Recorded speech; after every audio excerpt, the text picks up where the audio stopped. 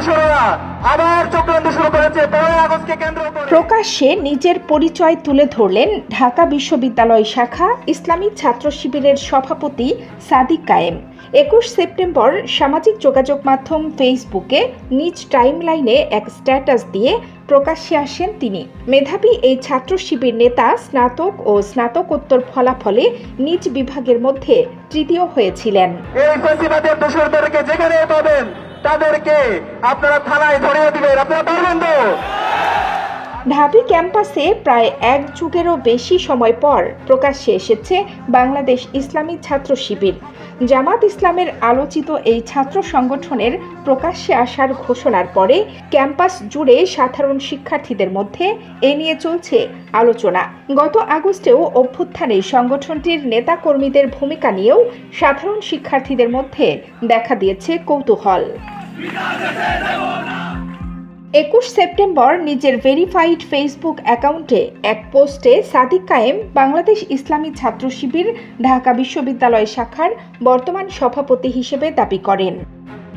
তিনি ঢাকা বিশ্ববিদ্যালয়ের রাষ্ট্রবিজ্ঞান বিভাগের শিক্ষার্থী। এই শিবির নেতার বাড়ি চট্টগ্রামের খাগড়াছড়ি জেলায়। পাহাড়ি শিক্ষার্থীদের নিয়ে গঠিত সংগঠন হিল সোসাইটির প্রতিষ্ঠাতাও তিনি ছিলেন। বিশ্ববিদ্যালয়ের মাস্টার দ্য সূর্য সেন হলের আবাসিক শিক্ষার্থী। ফেসবুক অ্যাকাউন্ট থেকে দেওয়া এক পোস্টে সাদিক লিখেন, ফ্যাসিস্ট শোষণ শুধু ছাত্র রাজনীতি নয়, রাজনীতির সংজ্ঞাই পাল্টে দিয়েছে। ফ্যাসিবাদে কোনো রাজনীতি থাকে না, বিরাজনীতি ফ্যাসিবাদের ভাষা। তিনি বলেন, রাজনৈতিক সংস্কারে অবশ্যই 24-এর শহীদদের আশা আকাঙ্ক্ষার প্রতিফলন থাকতে হবে, তা না হলে ভেস্তে যাবে আমাদের এই স্বাধীনতা। তার এই পোস্ট মুহূর্তেই সামাজিক মাধ্যমগুলোতে ভাইরাল হয়ে যায়। 5 আগস্ট ছাত্র জনতার সংগঠিত গণ অভ্যুত্থানে জামাত ইসলামী ও ছাত্র শিবিরের ভূমিকা নিয়ে ব্যাপক আলোচনা ছিল সব মহলে। আওয়ামী লীগের শুরু থেকে বরাবরই দাবি করে আসছিল এ আন্দোলনের পেছনে মূল ভূমিকা পালন করেছে জামাত শিবির। যদিও ছাত্র সংগঠনটির পক্ষ থেকে প্রকাশ্যে আওয়ামী লীগের এ দাবির বিরোধিতা বা সমর্থন করে কিছু বলা হয়নি। বিশ্ববিদ্যালয় শাখার সভাপতি দাবি করা সাদিক বৈষম্য বিরোধী ছাত্র আন্দোলনের একজন কেন্দ্রীয় সমন্বয়ক। সাম্প্রতিক সময়ে প্ল্যাটফর্মটির বিভিন্ন কর্মসূচিতে শিবিরের এই শীর্ষ নেতাকে বেশ সরব দেখা গিয়েছে।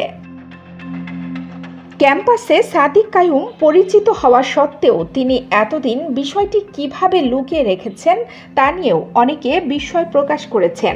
বিভিন্ন হল ও অনুষদে কারা সংগঠনটির সঙ্গে সরাসরি যুক্ত তা নিয়ে জানার আগ্রহ প্রকাশ করেছেন অনেকে। ঢাকা বিশ্ববিদ্যালয়ে ছাত্র রাজনীতি নিষিদ্ধ হওয়ার পরে ছাত্র শিবিরের নতুন এই আত্মপ্রকাশ নিয়ে চলছে নানা আলোচনা। এদিকে হঠাৎ করে সাদিক কায়েমের এভাবে প্রকাশ্যে আসায় সামাজিক যোগাযোগ মাধ্যমে প্রশংসায় ভাসছেন সাদিক কায়েম। কানিজ ফাতেমা, নিপা, খবর সংযোগ।